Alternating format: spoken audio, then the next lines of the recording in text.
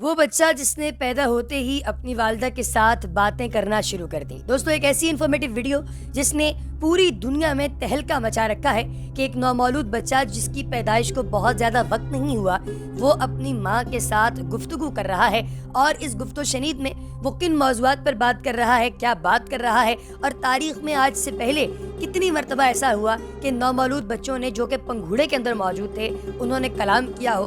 اس حوالے سے آپ کو تفصیلات سے آگاہ کریں گے آج کی انفارمیٹیو ویڈیو میں۔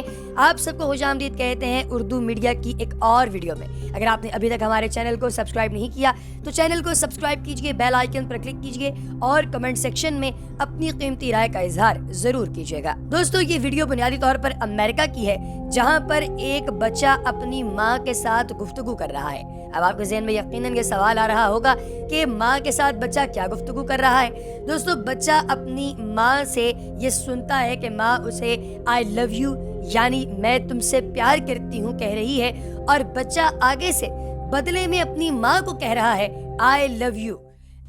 I love you.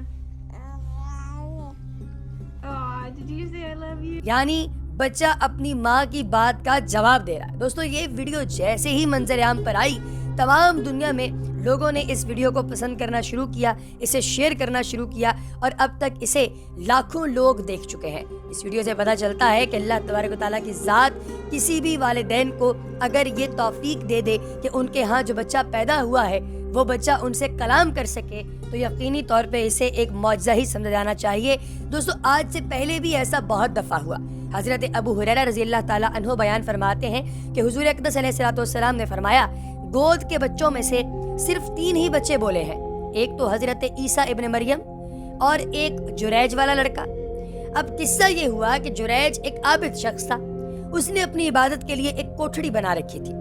وہ ایک دن اس میں عبادت کر رہا تھا کہ اس کی ماں اس کے پاس آئی، اس نے پکارا ہے جریج۔ جریج نے خیال کیا کیا کروں، یا اللہ، ادھر خدا کی نماز کا لحاظ، ادھر ماں کا لحاظ، پھر نماز ہی کو ترجیح دی اور اسی میں لگا رہا۔ ماں واپس چلی گئی۔ دوسرا دن ہوا تو ماں پھر اس کے پاس آئی اور وہ اس وقت بھی نماز پڑھ رہا تھا۔ اس نے پکارا ہے جریج۔ اس نے دل میں سوچا، یا اللہ، کیا کروں، ادھر ماں ادھر نماز، وہ پھر نماز میں لگا رہا، ماں کے بلانے پر نہیں گیا۔ پھر تیسرے دن ماں آئی اور اس نے پکارا ہے جریج۔ اس نے دل میں سوچا، ہے اللہ، ادھر ماں ادھر نماز، کیا کروں، پھر بھی نماز ہی کی طرف متوجہ رہ گیا۔ بس ماں نے جھنجھلا کر بد دعا کی، اے اللہ، اس کو اس وقت تک موت نہ آئے جب تک کہ اس کو پہلے فاحشہ عورتوں سے پالا نہ پڑے۔ اس کے بعد بنی اسرائیل میں جریج کی عبادت اور زہد کا شہرہ اڑنے لگا۔ ایک بدکار عورت تھی جس کا حسن و جمال ضرب المثل تھا۔ اس نے بنی اسرائیل سے کہا، اگر تم کہو میں جا کر اسے لبھاؤں۔ یہ کہہ کر وہ ایک دن اس کے پاس آئی۔ جریج نے اس کی طرف نظر تک نہ اٹھائی۔ وہ فاحشہ عورت کھسیا کر جذبہ انتقام میں بھر گئی اور ایک گڈریے کے پاس گئی جو اپنے عبادت خانے میں سویا کرتا تھا۔ وہ فاحشہ عورت اس کے پاس گئی اور اس نے اپنے آپ کو اس گڈریے کو سونپ دیا۔ اس نے گڈریے کو اپنے اوپر پورا قابو دے دیا۔ گڈریے نے اس کے ساتھ خوب مباشرت کی، ٹھیک ٹھاک ہم بستری کی، اور الٹیمیٹلی یہ عورت حمل ٹھہر گیا، اس کا حملہ ہو گئی۔ اب اس کے ساتھ منہ کالا کرنے کے بعد جب اس نے بچہ جنا تو اس نے جریج سے انتقام لینے کے لیے مشہور کیا کہ یہ لڑکا جریج سے ہوا ہے۔ بس یہ سننا تھا کہ لوگ جریج پر ٹوٹ پڑے، اس کو عبادت خانے سے نیچے گھسیٹ لائے، اس کا عبادت خانہ ڈھا دیا اور لگے اسے مارنے کہ عابد بن کر حرام کاری کرتا ہے۔ جریج نے پوچھا، بتاؤ تو مجھے مار کیوں رہے ہو، کیا بات ہے؟ انہوں نے کہا کہ تو نے اس فاحشہ کے ساتھ زنا کیا اور اس نے تیرے نطفے کا بچہ جنا ہے۔ جریج نے کہا، اچھا تو وہ بچہ کہاں ہے؟ لوگ وہ بچہ لے آئے۔ اس نے کہا، ذرا مجھے نماز پڑھ لینے دو۔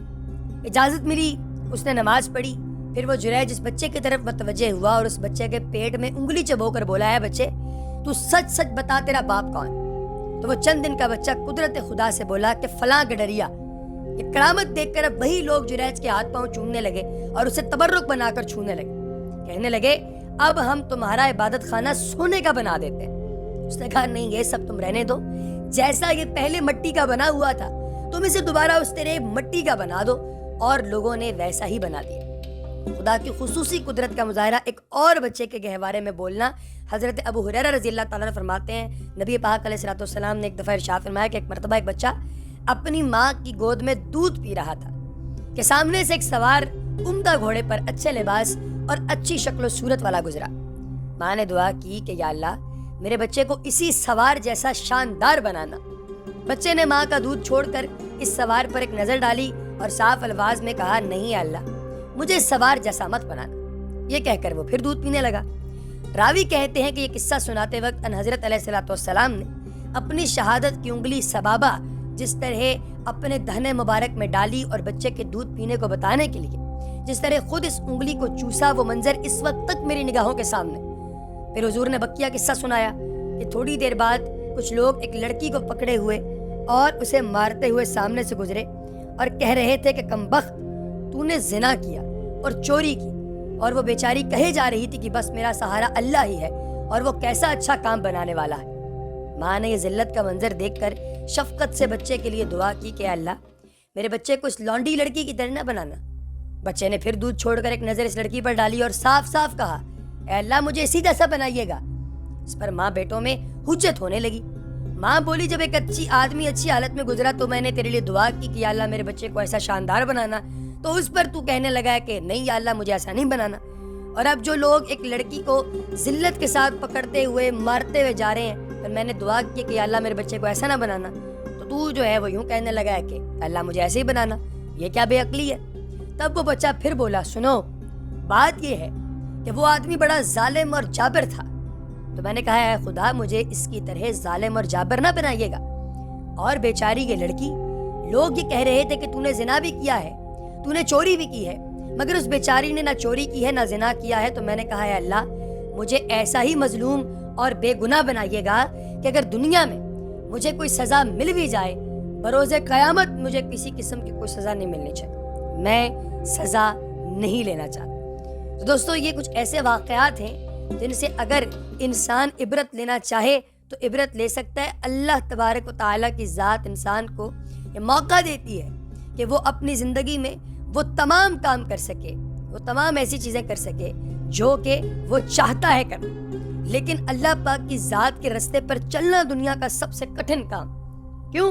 اس میں نہ تو آپ کو بہت زیادہ مزہ آتا ہے، کیونکہ ظاہر ہے آپ جانتے ہیں کہ ہر شیطانی کام میں لذت بہت زیادہ ہے. اس کام میں آپ کو دلی سکون ملتا ہے جو اللہ تبارک و تعالیٰ کی راہ میں کیا جاتا ہے. دلی سکون ایک اور چیز ہے دوستو، اور دنیا کے سامنے اپنے آپ کو منوانا ایک اور چیز. تو یہ دو الگ الگ چیزیں ہیں جن کے اوپر غور کرنا بہت ضروری ہے. اگر انسان اس پہ غور نہیں کرتا تو یقین جانیے کہ اس کے لیے بہت سارے پرابلمز کریٹ ہو سکتے ہیں، کافی سارے مسائل جنریٹ ہو سکتے ہیں. لہٰذا اس پر غور کرنا آدمی کے لیے بہت اہم ہے. یقین جانیے کہ اگر آپ اللہ تبارک و تعالیٰ کے رستے پر مکمل دین ایمان کے ساتھ چلنا شروع کر دیں تو وہ وقت دور نہیں جب اللہ پاک کی ذات آپ پر اپنا خصوصی فضل و کرم کرتی ہے اور آپ لوگ ایک اچھی، بہتر اور پرسکون زندگی گزارنے کے قابل ہو جاتے ہیں. تو دوستو یقیناً آپ کو آج کی انفارمیٹیو ویڈیو فائدہ مند ثابت ہوئی ہوگی. اگلی ویڈیو تک ہمیں اجازت دیجیے گا. تو بہت سا خیال رکھیے، دعا میں یاد رکھیے. اللہ حافظ.